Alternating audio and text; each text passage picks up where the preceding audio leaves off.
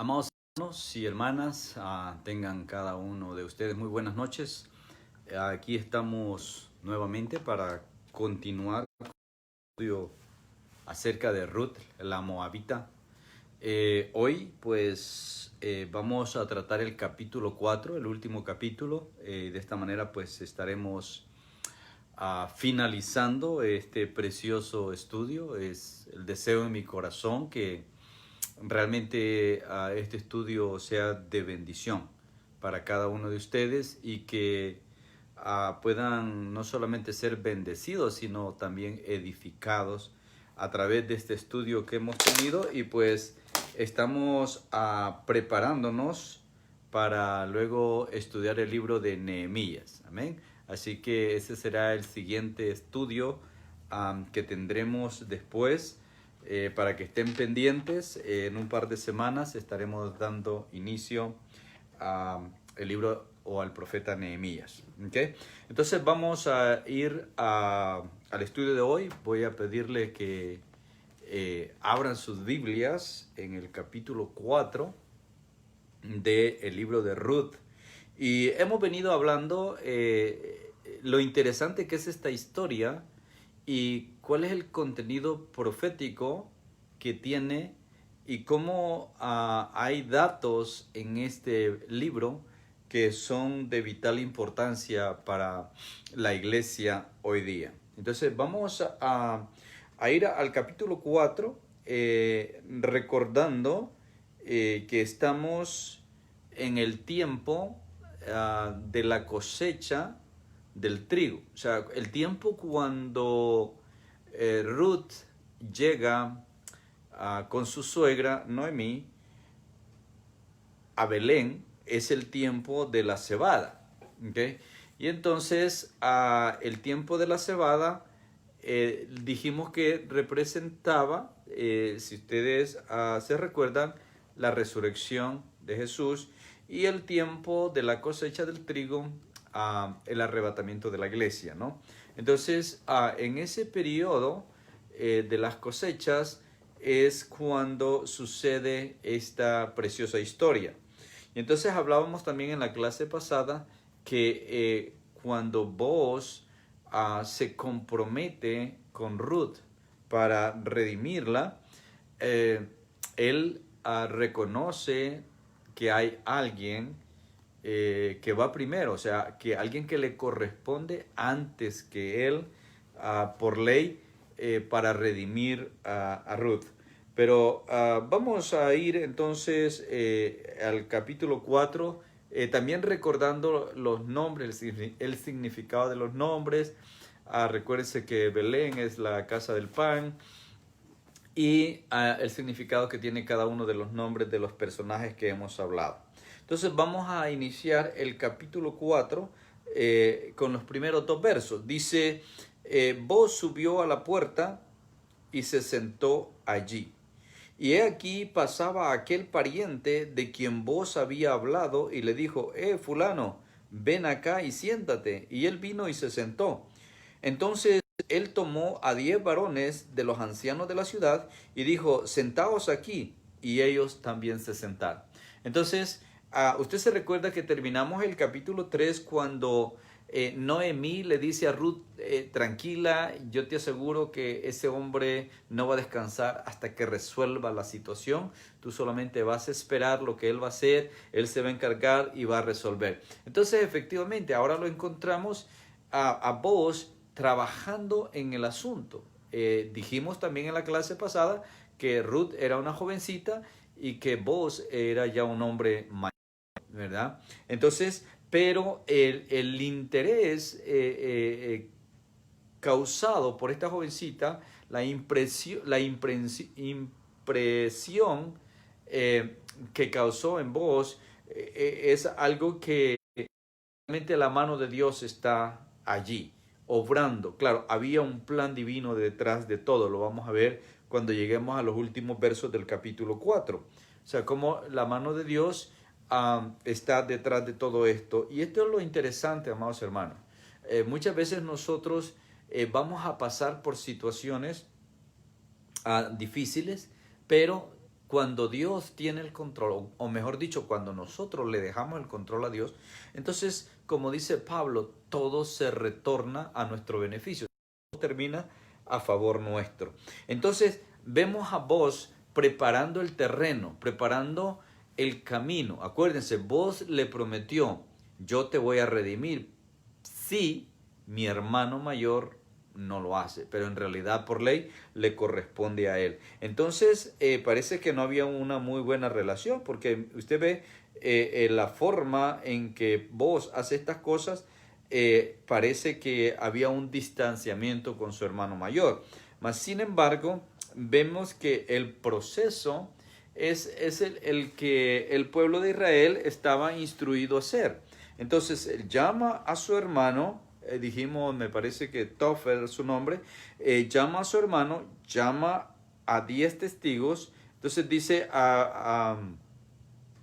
le dijo, ven acá y siéntate, y cuando él se sentó, entonces dice que llamó a 10 varones, verso 2, de los ancianos de la ciudad, y dijo, sentaos aquí, y ellos se sentaron. Entonces él tiene la reunión lista para plantear lo que él ha sentido en su corazón hacer para ayudar a Ruth, ayudar a Noemí, retomar o más bien redimir a Ruth y tomarla como su esposa también, ¿no? Entonces, si nos vamos al verso 3, leemos, luego dijo el pariente, luego dijo al pariente, o sea, Booz hablando, le dijo a su hermano, a Noemí, que ha vuelto del campo de Moab. Le recuerdo, Noemí era la cuñada de ellos. O sea, estos dos, Booz y Tof, son cuñados de Noemí, porque eran hermanos de Elimelech. Entonces, ahora Booz se dirige a su hermano y le dice, Noemí, que ha vuelto del campo de Moab, vende una parte de las tierras que tuvo nuestro hermano Elimelech. O sea, usted se da cuenta, eran 3 hermanos. Entonces dice, y yo decidí hacértelo saber y decirte que la compres en presencia de los que están aquí sentados. O sea, ya los testigos tendrán los ancianos que eran como la autoridad, los ancianos. Entonces dice, están aquí los 10 testigos, entonces para que tú lo hagas en presencia de ellos y quede establecido. O sea, Booz quiere asegurarse de hacer las cosas bien y que quede evidencia de que se hizo el procedimiento correcto como Dios lo ha establecido. Entonces, perdón, dice que si compras aquí en presencia de los testigos que están aquí sentados con nosotros, ancianos del pueblo, si tú quieres redimir, redime. Y si no quieres redimir, decláramelo para que yo sepa, porque no hay otro que redima sino tú y yo después de ti. Y él respondió, yo redimiré. Ahora, mire qué interesante. Booz ya sabemos que está interesado en Ruth. O sea, la situación se ha venido dando entre Booz y Ruth. Ya hubo una declaración, ya vimos que Ruth se arriesgó y vimos que efectivamente Booz extendió su manto hacia ella cuando ella vino a acostarse a sus pies. Entonces ya hubo un compromiso indirecto, pero que tenía que pasar por este filtro, por este proceso legal, vamos a llamarle, dentro de las leyes de los judíos. Entonces, le dice al hermano, o sea, tú puedes comprar y redimir esta situación. O sea, tú puedes hacerte cargo, te corresponde a ti. Pero si no lo quieres hacer, también quiero que me lo digas delante de ellos para entonces yo lo voy a hacer. Pero lo interesante es que el hermano mayor dice, ok, yo voy a redimir. O sea, yo lo voy a hacer. Entonces se le bloquea el plan se le estorba el panorama a vos, ¿verdad? Porque vos lo que espera es que el hermano le diga, no, yo no quiero, hazlo tú, ¿verdad? Entonces, porque a él le correspondía. Entonces, vos sabe que mientras el hermano quiera redimir, le corresponde a él. Y si él no quiere, entonces por ley lo puede hacer vos. Por eso le dice, decláramelo para que yo lo sepa, porque no hay otro que pueda redimir sino tú y yo después de ti. O sea, el que le correspondía en realidad era al hermano mayor. Entonces, vos planteé esta situación, pero ahora está en una situación difícil. ¿Por qué? Porque el tipo dijo, sí, está bien, yo lo voy a hacer, ¿verdad? Entonces dice al final del verso 4, el hermano le responde, está bien, yo redimiré. Entonces, vos que ya había enlazado una relación en cierto modo con Ruth, o sea, ya había una promesa, ya había un compromiso, pero legalmente su hermano podía tomarla como mujer. Él era el interesado. Entonces, veamos en el verso 5 y 6. Entonces leemos en el 5, replicó vos. O sea, cuando vos escuchas, sí, está bien, yo voy a redimir, entonces vos le menciona la segunda parte. O sea, al principio no menciona a Ruth, solo menciona las propiedades, ¿verdad? Solo menciona los bienes que tenía su hermano, el muerto.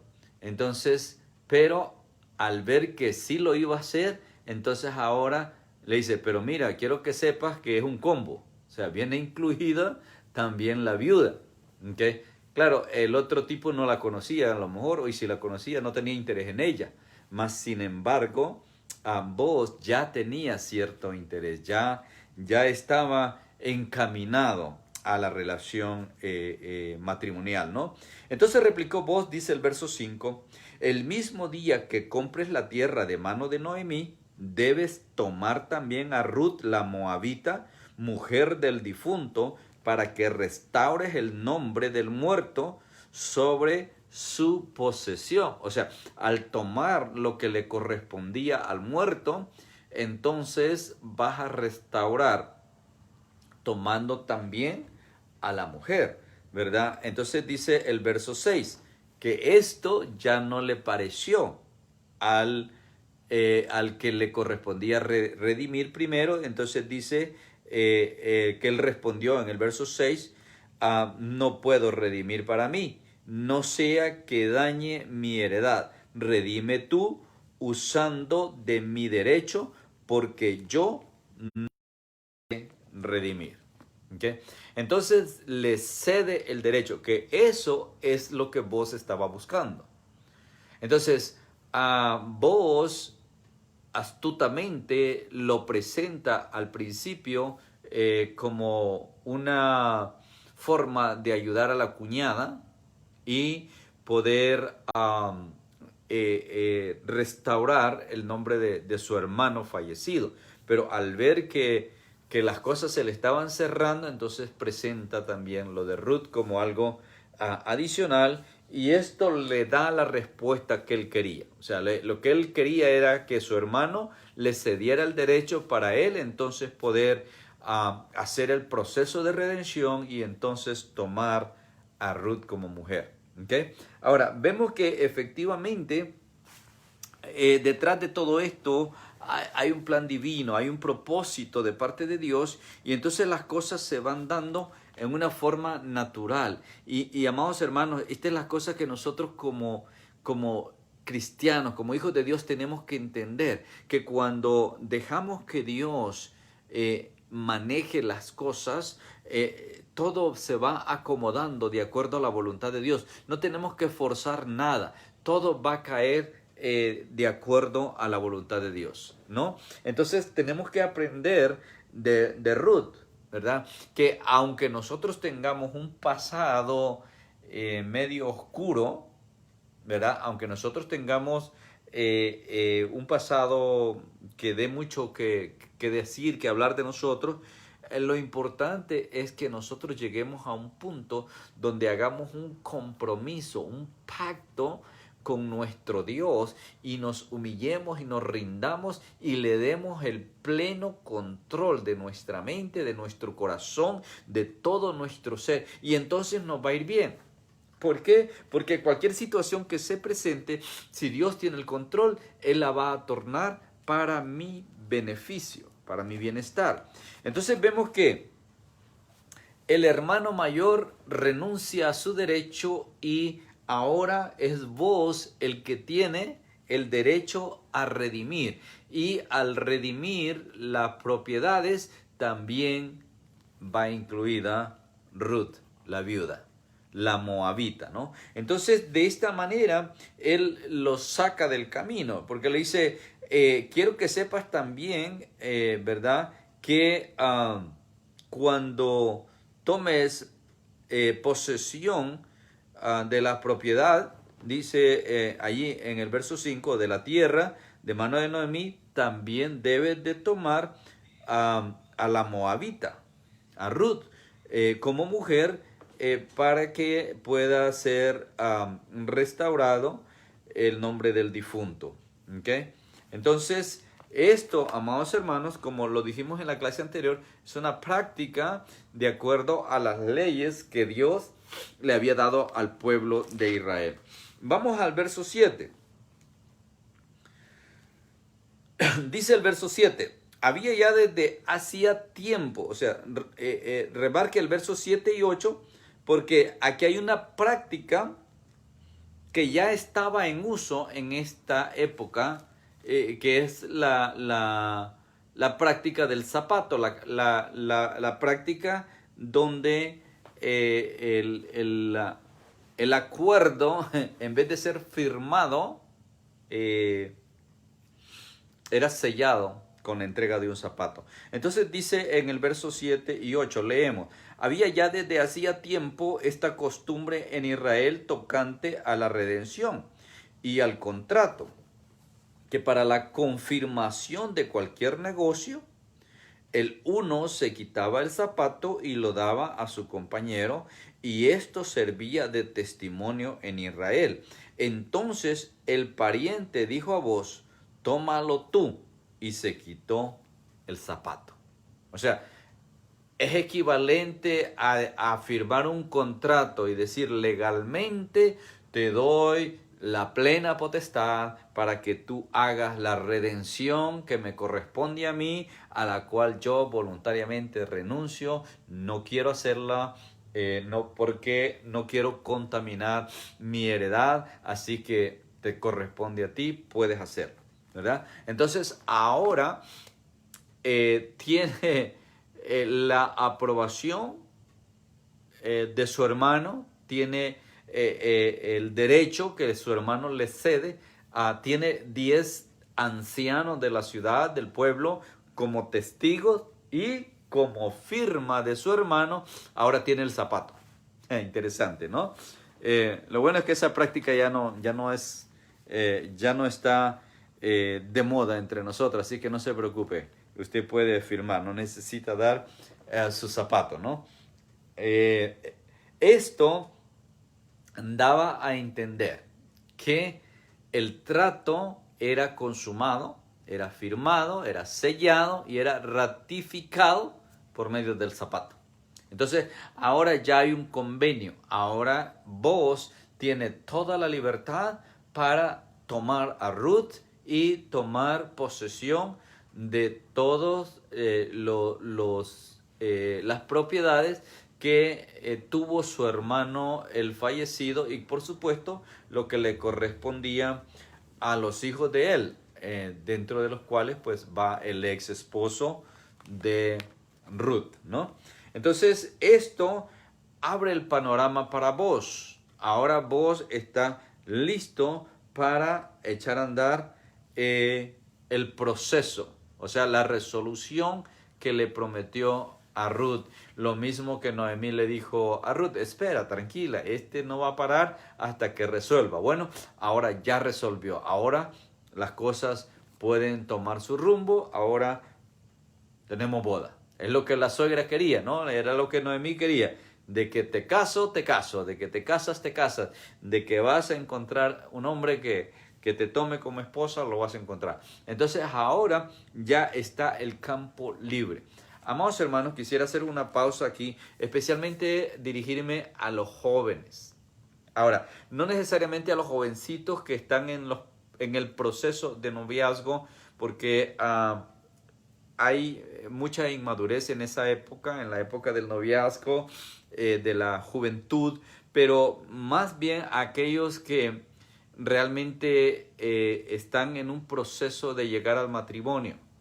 El noviazgo, es obvio, es la antesala al matrimonio, pero lo que quiero decirles, y con mucho amor y con mucho respeto, jóvenes, y no solamente los jóvenes, sino también aquellos adultos que han tenido un fracaso matrimonial, y están pensando en rehacer su vida matrimonial, que hagan las cosas bien, por favor.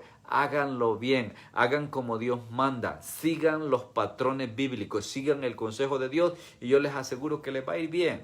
O sea, si en el pasado hubo errores, si están en esa condición, para aquellos que están recuperándose de un fracaso, están en esa condición por malas decisiones, por malas acciones, por errores cometidos en el pasado, déjenlos atrás y permitan que el Señor tome el control de sus vidas para que les vaya bien, para que no vayan de un fracaso a otro y después a otro, sino que puedan rehacer su vida familiar, su vida matrimonial de la manera correcta.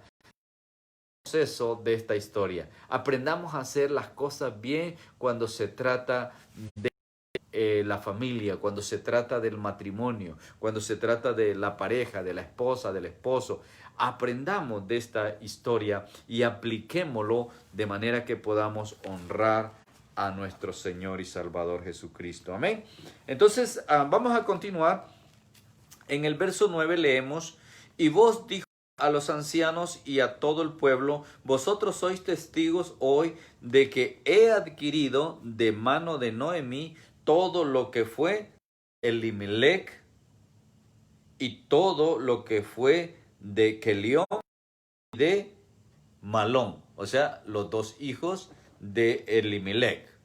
Entonces, queda ahora oficialmente vos como el dueño de todo lo que le pertenecía a su hermano Elimelech y a sus dos hijos. Y por eso es que entra Ruth como parte del paquete, por lo cual la puede tomar legalmente como una esposa, aunque era una muchacha mucho más joven que él, ¿verdad? Pero tenía todas las de la ley. Hicieron ambos las cosas correctamente y llegaron a este punto donde ahora oficialmente, legalmente y ante todas las de la ley y con testigos y todo, ahora él tiene la libertad, o ambos tienen la libertad de poder contraer matrimonio, ¿verdad? Lamentablemente, hoy día el valor del matrimonio se ha perdido. Entonces, así como se han perdido los valores familiares, y eso hace que muchos el matrimonio lo vean como una relación desechable, ¿no? Así como todo es desechable, ahora también las mujeres quieren tener maridos desechables, o los hombres quieren tener mujeres desechables. Lamentablemente ese no es el patrón establecido por Dios. Dios ha establecido, amados hermanos, que la relación matrimonial debe de ser una sola y hasta que la muerte nos separe. Estar unidos hasta que uno de los dos muera, ¿verdad? Entonces, ahí es donde está la bendición. Ahí es donde yo voy a experimentar la gracia, la misericordia, la bondad y el cuidado de Dios. Entonces, ahora vos está haciendo ver la posición en la que él queda hoy como dueño y señor de todo lo que le correspondía a su hermano y a sus dos sobrinos, los tres fallecidos. O sea, los tres murieron en Moab, como lo vimos en el capítulo 1. Y entonces dice el verso 10, que también tomo por mi mujer a Ruth la Moabita. O sea, ahí mismo, o sea, tomo posesión de los bienes, pero también tomo posesión de Ruth la viuda, ¿no? Entonces dice la Moabita, mujer de Malón, o sea, el hijo de Elimelech, para restaurar el nombre del difunto sobre su heredad, para que el nombre del muerto no se borre de entre sus hermanos y de la puerta de su lugar. Vosotros sois testigos en este día. ¿Okay? Entonces, para eso él llamó a los 10 testigos, a los 10 ancianos, ¿verdad? Para que fueran,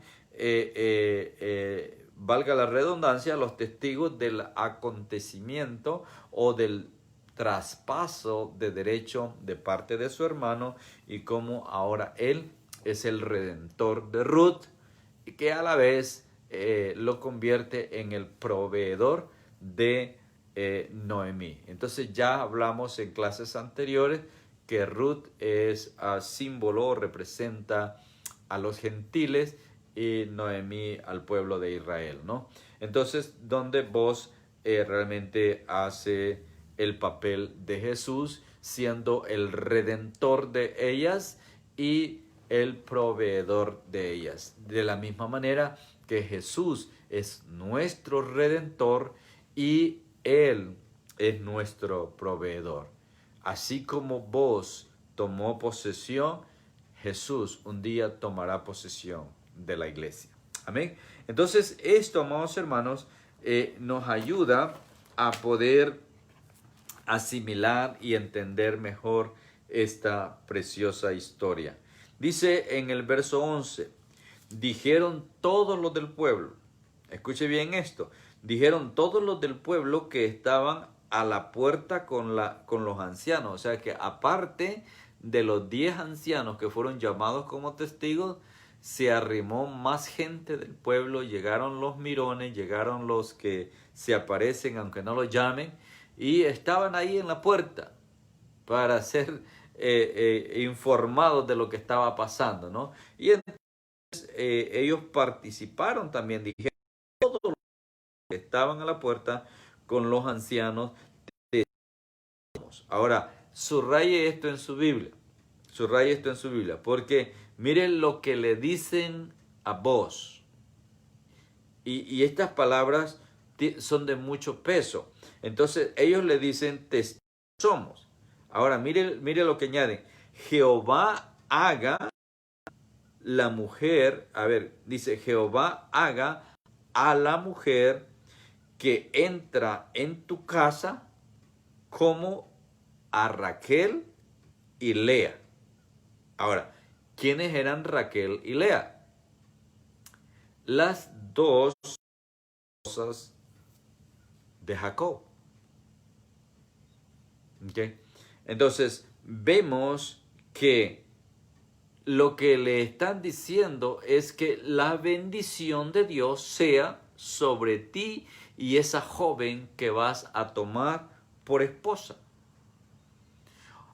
Ahora, ¿de dónde viene esa bendición? ¿Se acuerda que hace un momento yo decía especialmente a los jóvenes, hagan las cosas? Entonces, cuando uno hace las cosas bien, cuando uno hace el proceso correctamente, sin salirse del plan divino, sin apartarse de la palabra, sin alejarse del consejo de Dios, entonces viene la bendición. Ahora, esta gente está pronunciando la bendición.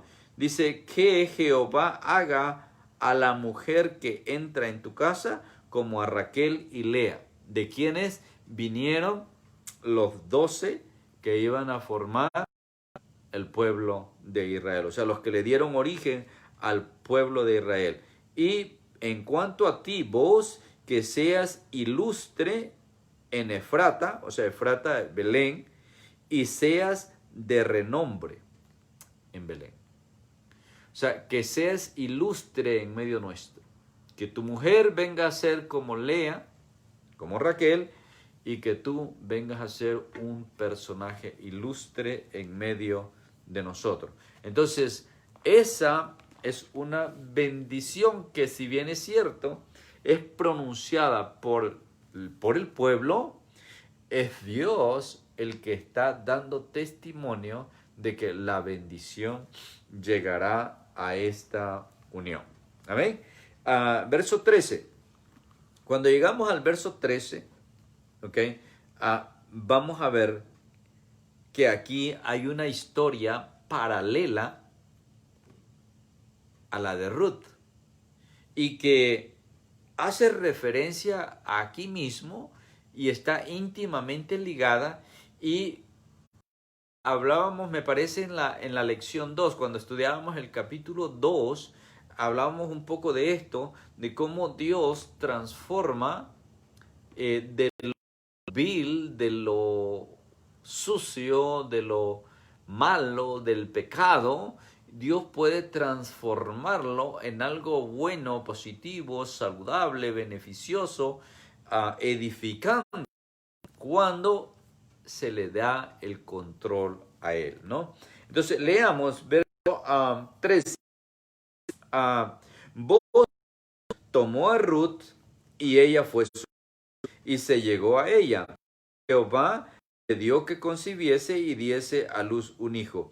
Y las mujeres decían a mí, loado sea Jehová, que faltase hoy pariente, cuyo nombre será celebrado en Israel, el cual será restaurador de tu alma y sustentará tu vejez, pues tu nuera que te ama lo ha dado a luz, y ella es de más valor para ti que 7 hijos. ¿Okay? Ruth tomó toda la responsabilidad de Noemí, tomó todo el compromiso de cuidar de Noemí, hizo un pacto con Noemí. Ahora está teniendo, entonces ahora le está dando descendencia a Noemí. Fíjese bien que aunque Booz no es sino el tío del esposo de Ruth, a través de Booz ahora está dando la bendición a Noemí de tener un nieto. Es interesante, ¿no? Entonces, ahora este niño, si usted nota lo que dice el verso 14, el verso 14, ok, dice, verso 14 dice que las mujeres le decían a Noemí, loado sea Jehová, que hizo que no te falte hoy pariente, cuyo nombre será celebrado en Israel. O sea, este niño iba a llegar a ser alguien importante en Israel. Es lo que están diciendo en una forma profética, ¿verdad? Entonces, ahora Ruth está dando a luz a su primogénito. Y según dice el verso 15, dice, este será restaurador de tu alma. O sea, todo el sufrimiento, todo el dolor, todo el llanto, todo el calvario por el que Noemí había tenido que pasar al perder a su esposo, al perder a sus hijos y quedarse sin descendencia, o sea, sin nadie con ella, entonces ahora tiene un nieto, ¿no?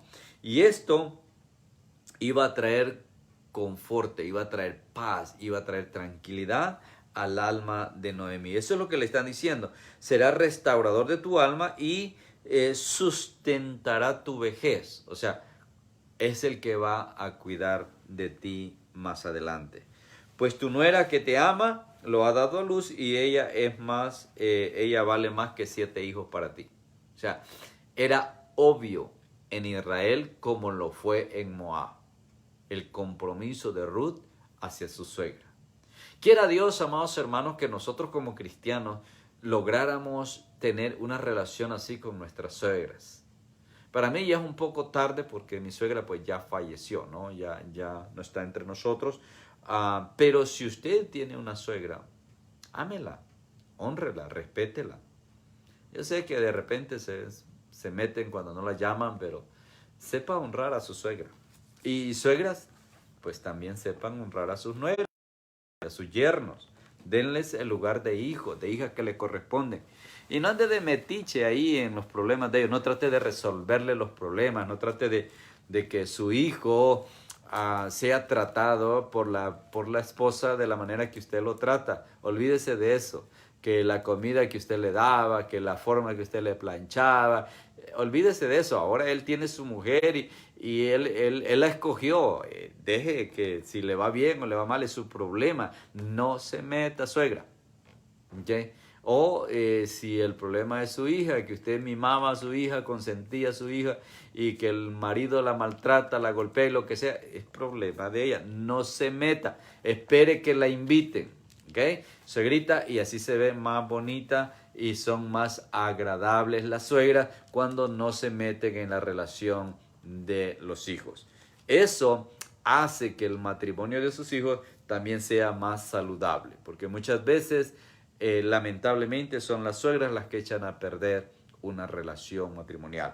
Entonces, por favor, si usted es suegra, si usted es suegro, no se meta, deje, espere que ellos vengan y le digan, suegrita, o mamá, o suegro, o papá, estamos pasando por esta situación, ¿nos puedes echar la mano? Entonces sí, ahí estamos, como suegros, a echarle la mano a nuestros hijos, a nuestros yernos, a nuestras nueras, ¿verdad? Con amor, en el amor de Cristo. Así que yo espero que a través del estudio de Ruth hayamos por lo menos aprendido a ser buenos suegros y buenas suegras. Amén.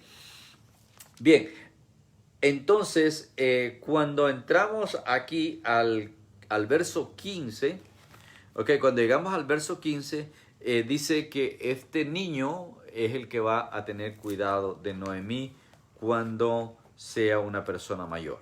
El verso 16, en el verso 16 dice, y tomando Noemí el hijo, lo puso en su regazo y fue su aya. Ahora, una aya es una niñera. Para los que no saben, es una niñera, es un cuidador, un ayo o una aya. Pablo habla de ayos también. Son se le puede llamar, bueno, la palabra más común es nana o niñera, ¿no? Entonces, esta abuela agarró al bebé y dice, yo lo voy a cuidar. O sea, yo voy a ser la nana, yo voy a ser la aya del niño. Entonces, ella se tomó la responsabilidad. Entonces, ¿cuál es el compromiso de Noemí como aya? Es no solamente de cuidar al niño, sino también de formarlo, de instruirlo, de guiarlo, de asegurarse de que este niño se convierta en un hombre de bien.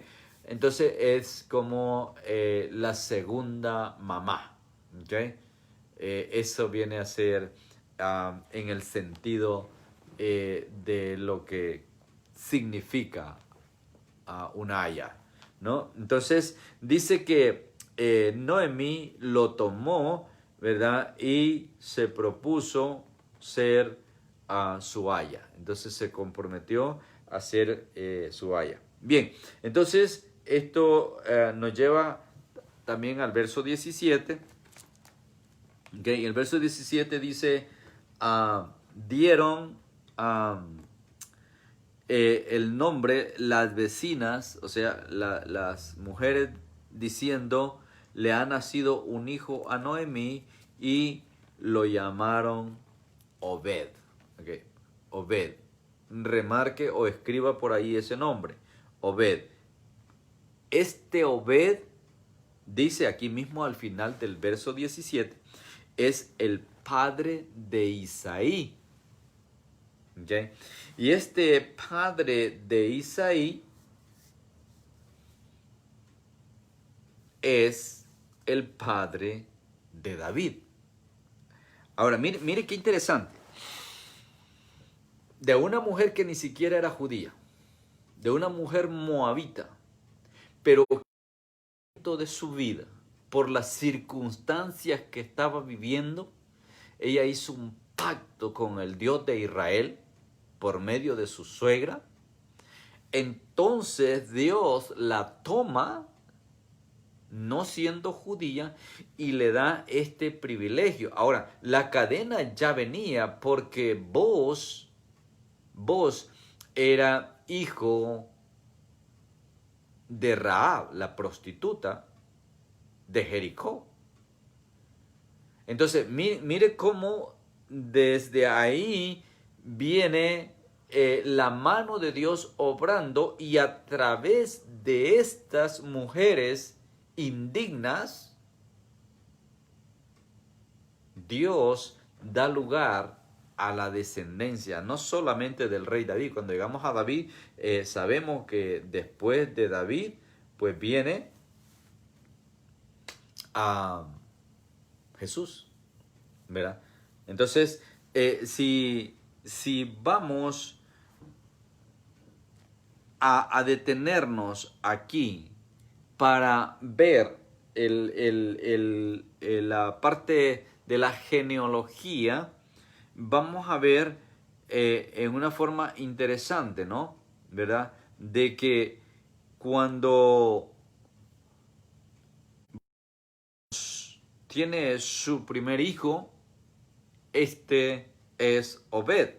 Y ya en una forma profética han dicho que este va a ser celebrado en Israel, este va a ser un hombre importante, va a ser alguien grande en el pueblo de Israel, ¿no? Entonces, si nos vamos al 18, donde sigue la parte genealógica, porque en el verso 17 dice que Obed vino a ser el padre de Isaí, e Isaí el padre de David. Pero usted se recuerda que a Jesús se le llamaba como el hijo de David. Bueno, en la Biblia se le nombra como hijo de David.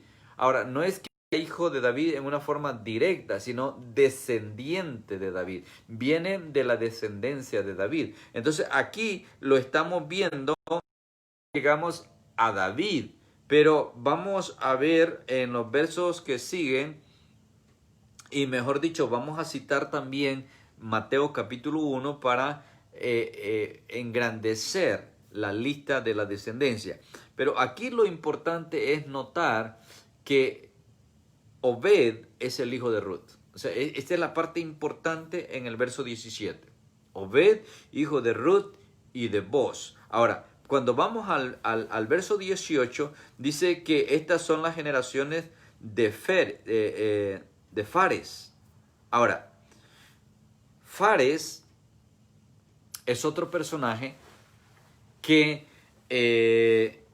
vamos a retroceder luego. ¿Okay? Vamos a terminar esto y después vamos a regresar a Fares.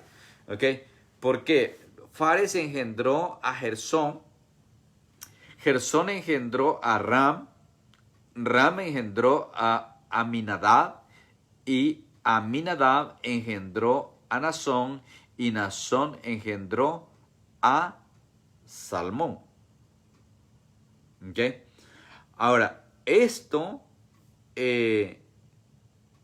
nos está retrocediendo en el tiempo. Ahora, usted note que nos llevó hasta Salmón. Ahora, ¿quién fue Salmón? No Salomón, sino Salmón, como el pez, como el pescado rico que comemos, ¿no? Como el salmón. Entonces, este Salmón es el que tomó por mujer a la prostituta de Jericó. ¿Okay? Entonces, esta es la importancia que tiene estos últimos versos. ¿Okay? Entonces, si nos vamos a Mateo, ¿okay? Si usted tiene una Biblia por ahí, váyase a Mateo capítulo 1. Mire lo que dice Mateo 1, verso 5. Salmón, nos quedamos en Salmón acá, ¿verdad? Ahora, Mateo 1.5 dice, Salmón engendró de Rahab, ¿se acuerda? Rahab, la prostituta de Jericó, engendró de Rahab a Boz. ¿Okay? O sea, Boz era hijo de Rahab, la prostituta. Y ahora Booz se está casando con una moabita. Pero el plan de Dios va a continuar.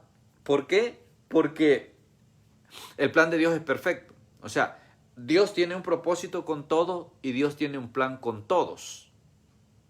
Ahora, somos nosotros los que muchas veces echamos a perder el plan de Dios por ser desobedientes. Muchas veces echamos a perder el plan de Dios en nuestra vida porque no prestamos atención cuando Dios nos habla.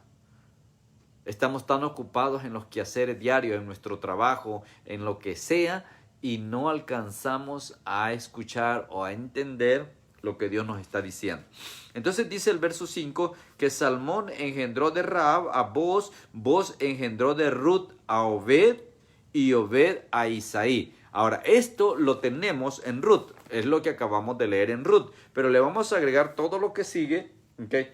Y si usted sigue leyendo, yo me voy a adelantar, pero usted léalo todo. O sea, todos los personajes que van naciendo, yo me voy a adelantar hasta el verso 15, donde dice, Eliud engendró a Eliezer, Eliezer a Matán, Matán a Jacob, y Jacob engendró a José, marido de María, de la cual nació Jesús llamado el Cristo. ¿Okay?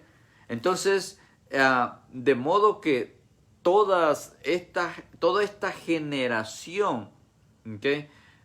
Desde Abraham hasta David, dice el verso 17, son 14 generaciones. Y desde David hasta la deportación a Babilonia, estoy leyendo el verso 17, también son 14 generaciones. Y desde la deportación de Babilonia hasta Cristo también son 14 generaciones. O sea, remarque eso. ¿Por qué? Porque cuando nos vamos atrás a la profecía, usted se recuerda cuando hablábamos los eventos proféticos, hablamos en un tema acerca de las 70 semanas de Daniel. Esto le ayuda mucho a entender eso. Entonces, interesante. 3 periodos de 14 generaciones, desde Abraham hasta Jesús. No nos vamos a detener ahí, simplemente quise que tomáramos esto como referencia. Ahora, ¿por qué les dije que íbamos a regresar cuando hablábamos de Fares? ¿Ok? A ver, cuando hablamos de Fares, la importancia que esto tiene es que Fares es hijo de Judá, ¿ok? Hijo de Judá, pero es hijo de Judá con su nuera.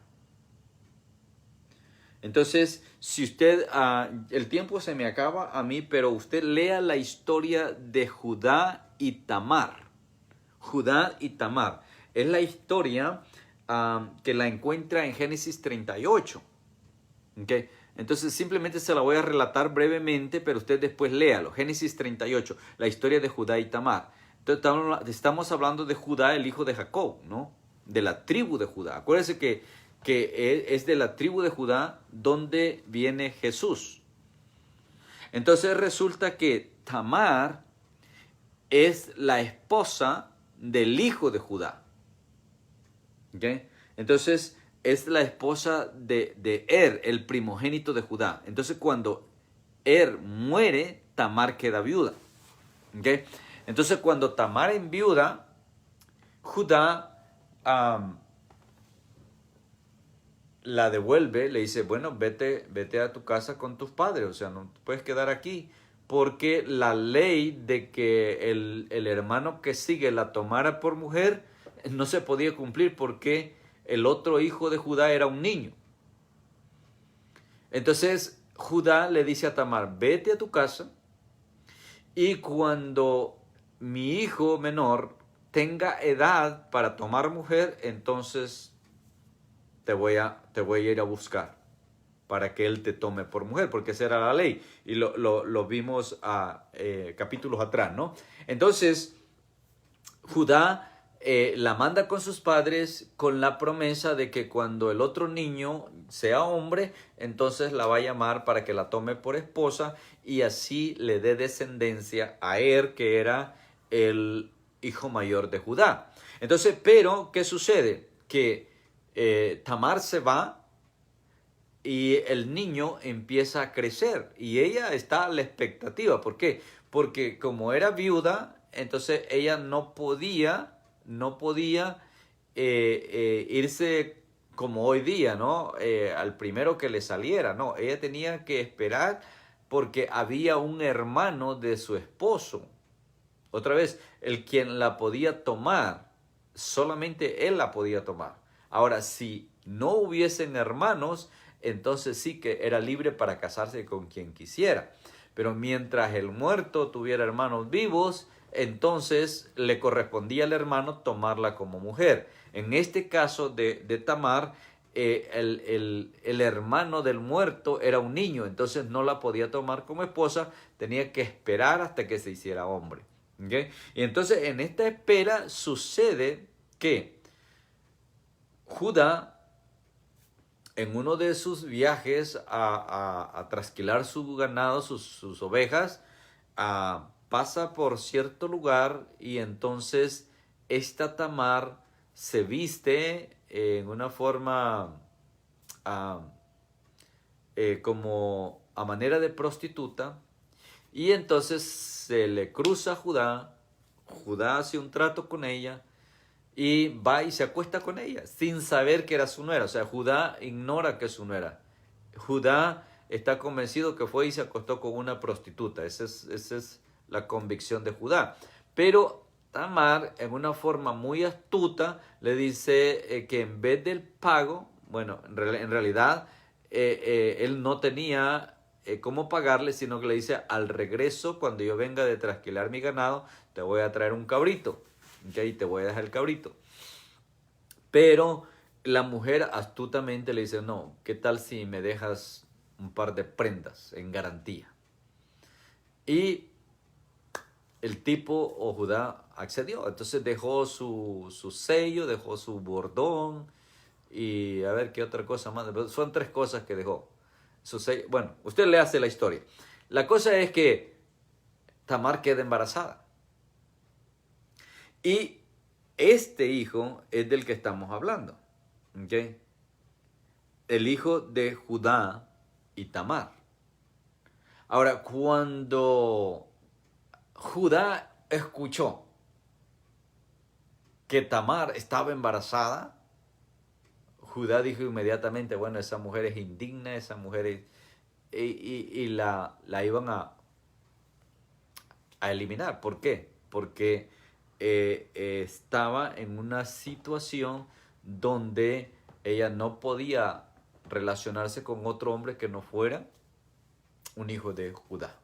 Claro, porque tenía hijos Judá. Entonces Judá dice, como suegro, dice, bueno, entonces hay que aplicarle lo que la ley dice. Y cuando deciden que la van a matar, entonces Tamar habla y dice, ¿saben qué? Le dice a su suegro, tú me estás sentenciando, me estás condenando a muerte, quiero que sepas que el dueño de estas cosas es el papá de mi hijo. Y le saca las 3 prendas. Y cuando él ve que son sus prendas, ahora claro, a todo esto ya pasó el hecho de que él efectivamente manda el cabrito para recuperar sus prendas, pero claro, ella no era una prostituta, entonces nunca la encontraron. Entonces el amigo regresa y le dice, ¿sabes qué? No está esa mujer, nadie conoce a esa prostituta. Entonces, bueno, tú me eres de testigo que yo traté de pagar como quedé, como el acuerdo que quedé. Entonces no recuperó sus prendas. Ahora Tamar las usa como evidencia. Dice, el dueño de estos objetos es el papá de mi hijo. Y entonces Judá,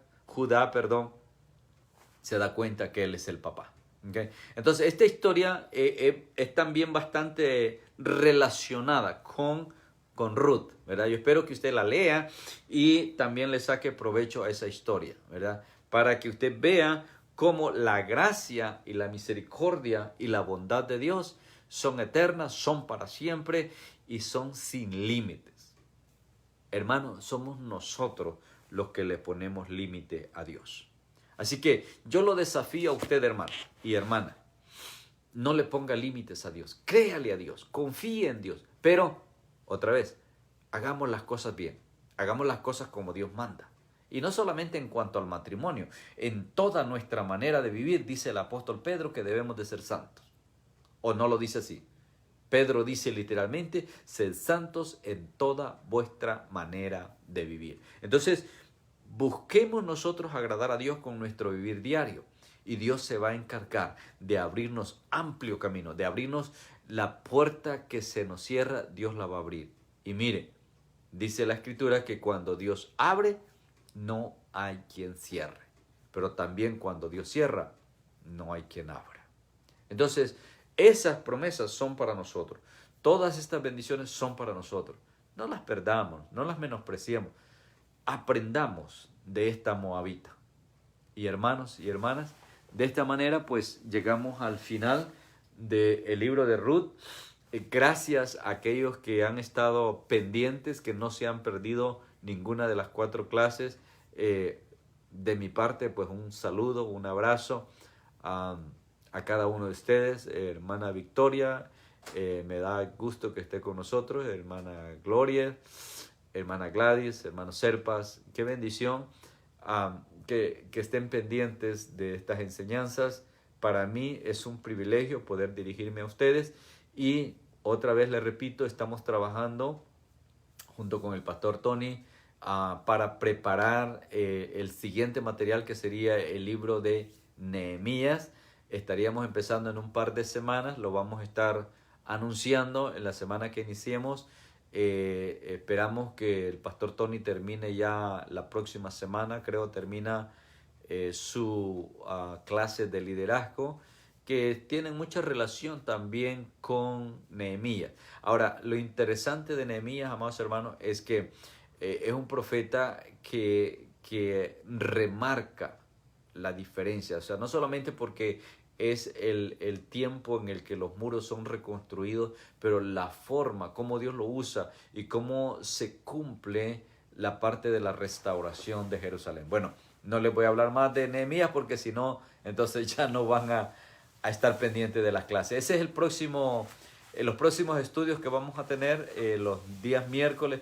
Vamos a tratar de que cada miércoles haya un estudio, de repente por ahí nos brinquemos un miércoles, pero esa es la idea, que cada miércoles poder transmitirles un estudio de la palabra y así llevarles bendición y edificación.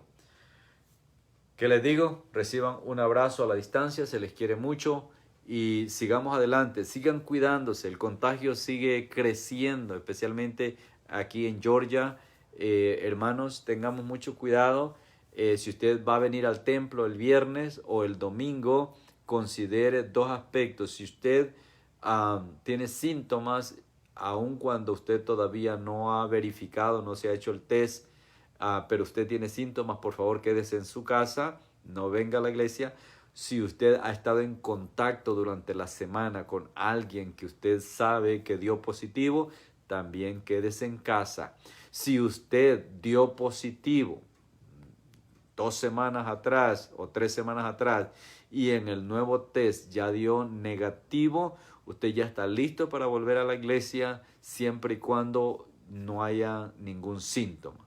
Pero si usted dio negativo, pero todavía hay síntomas, por favor espere 1 semana más para confirmar o para asegurarse de que estamos protegiendo a los demás hermanos. Así que gracias por su comprensión y gracias a todos los hermanos que están colaborando en hacer esto de la mejor manera para protegernos unos a otros. Que la gracia del Señor sea con cada uno de ustedes, que Jehová Dios Todopoderoso los guarde, que Él haga resplandecer su rostro sobre cada uno de ustedes y les llene su corazón de su linda paz. En el nombre de Jesús.